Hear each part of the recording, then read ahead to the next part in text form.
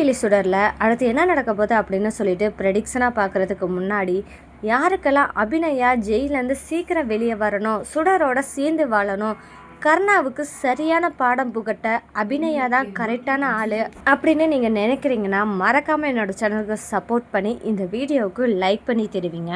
அபிநயா இனி வர எபிசோடில் ஜெயிலேருந்து பரோலில் வெளியே வர்றதுக்கு நீதிமன்றத்தில் உத்தரவு பிறப்பிக்க போகிறாங்க.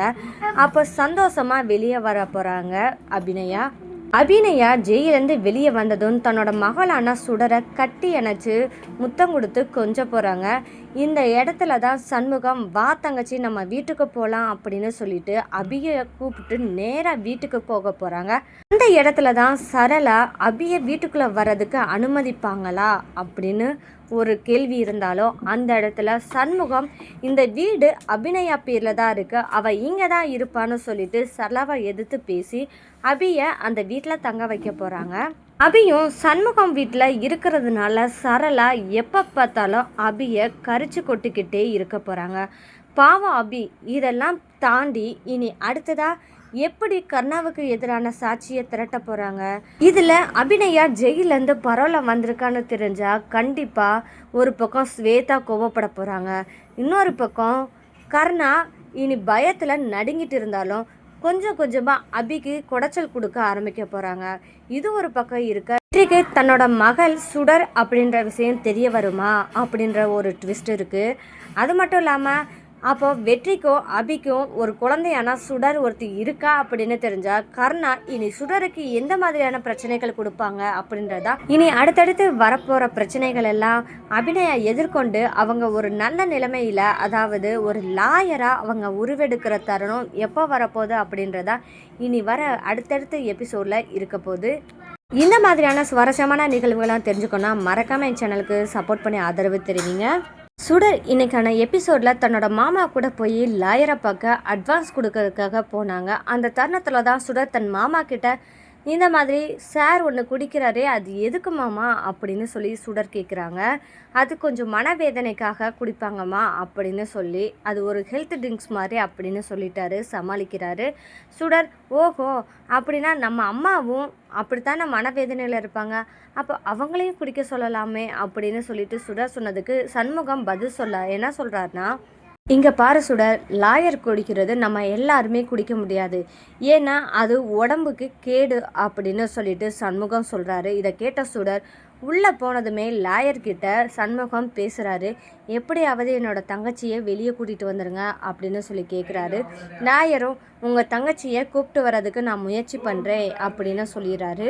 அதுக்கப்புறம் கண்டிப்பாக உங்கள் தங்கச்சியை நான் பார்த்தே ஆகணும்னு சொல்லிட்டு லாயர் கேட்க, நாளைக்கு கண்டிப்பாக உங்கள் தங்கச்சியை பார்த்துருவோம் அப்படின்னு சொல்கிறாரு. அப்போ நாளைக்கே அம்மாவை பார்க்கணும், வாங்க சார் நானும் வரேன் அப்படின்னு சொல்லிட்டு சுடர் சொல்கிறாங்க. இந்த மாதிரி சுடர் சொன்னதுமே லாயர் சரி நீங்களும் வாங்க சேர்ந்து போய் பார்க்கலாம் அப்படின்னு லாயர் சொல்கிறாரு. சரி அப்புறம் நாளைக்கு பார்க்கலாம் அப்படின்னு சொல்லிட்டு சண்முகம் சுடரை கூப்பிட்டு கிளம்பும்போது சுடர் அந்த லாயர் வச்சுருந்த அந்த மது பாட்டில தூக்கி குப்பையில் போட்டுறாங்க. ஆனால் அந்த இடத்துல லாயர் கோவப்படுவார் அப்படின்னு எதிர்பார்த்து ரொம்பவே சண்முகம் பயப்படுறாரு. அந்த இடத்துல தான் சண்முகம் சுடரை திட்ட ஆரம்பிக்கும் போது சுடர் என்ன பண்ணுறாங்கன்னா லாயர்கிட்ட நேரடியாக பேசுகிறாங்க. என்ன சொல்கிறாங்கன்னா, எங்கள் அம்மா ஜெயிலேருந்து வெளியே வர வரைக்கும் கொஞ்ச நாளைக்கு இது வேணாமே அப்படின்னு சொல்கிறாங்க. இதனால உங்கள் உடம்பு கெட்டு போகும், அப்போ உங்களோட ஹெல்த்து தான் எங்களுக்கு முக்கியம் அப்படின்னு சுடர் சொல்கிறாங்க. இந்த இடத்துல அந்த லாயர் என்ன புரிஞ்சுக்கிறாங்கன்னா, சுடர் தன் அம்மா மேலே எவ்வளோ பாசமாக இருக்கா அப்படின்றத புரிஞ்சுக்கிட்டு அவன் மேலே கோவப்படாமல் இருந்துடுறாரு இந்த லாயர் நேரடியாக அபிநயாவை பார்க்குறதுக்கு ஜெயிலுக்கு போயிட்டாங்க. அங்கே அபிநயா தான் தப்பே பண்ணாமல் இத்தனை வருஷம் ஜெயிலில் தண்டனை அனுபவிச்சுட்டு இருக்கேன், அதுக்கு ஆதாரமும் இல்லாமல் இருக்கேன் அப்படின்னு சொல்லி சொல்லிடுறாங்க. சொன்னதுமே லாயர் எந்த ஆதாரமும் இல்லைன்னா எதை வச்சு நீங்கள் தப்பு பண்ணலன்னு நிரூபித்து உங்களை வெளியே கூட்டிகிட்டு வர முடியும் அப்படின்னு சொல்லி லாயர் கேட்குறாரு. அப்போ அபி என்ன சொல்கிறாங்கன்னா, நான் இப்போதைக்கு என்னால் எந்த பிரச்சனையும் வரக்கூடாது, கர்ணாவுக்கு எதிராக கேஸ் ஃபைல் பண்ணால் இதனால் சுடருக்கும் எங்கள் அன்னை குடும்பத்துக்கும் தான் பாதிப்பு ஏற்படும், அதனால் எனக்கு ஆதாரம் கிடைக்கிறதுக்கு இந்த பரோல் எனக்கு கண்டிப்பாக வேணும் அப்படின்னு சொல்லி அபி சொல்லிடுறாங்க.